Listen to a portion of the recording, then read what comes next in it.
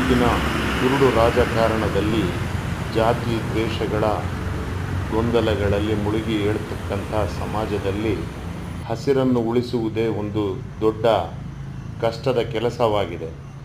ಆದರೆ ನಮ್ಮ ಧಾರವಾಡದಲ್ಲಿ ನೇಚರ್ ಫಸ್ಟ್ ಗ್ರೀನ್ ಸ್ಟುಡಿಯೋ ಎನ್ನತಕ್ಕಂಥ ಒಂದು ಭೃವಂ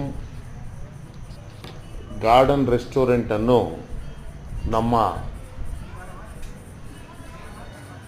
ನಮ್ಮ ಹಸಿರನ್ನು ಕಳೆದುಕೊಳ್ಳತಕ್ಕಂತಹ ಹುಬ್ಬಳ್ಳಿ ಧಾರವಾಡ ನಗರದಲ್ಲಿ ಒಂದು ಸಣ್ಣ ಪ್ರಯತ್ನವನ್ನು ಮಾಡಿ ಹಸಿರಿನ ಜೊತೆಗೆ ಉಸಿರಾಗಿ ಮಾಡಿಕೊಂಡು ಒಂದು ಸುಂದರವಾದ ರೆಸ್ಟೋರೆಂಟನ್ನು ಮಾಡಿದ್ದಾರೆ.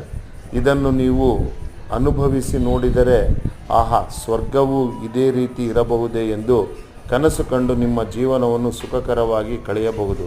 ಹಸಿರಲ್ಲಿ ಕಳೆಯಿರಿ, ಉಸಿರನ್ನು ಗಳಿಸಿಕೊಳ್ಳಿರಿ.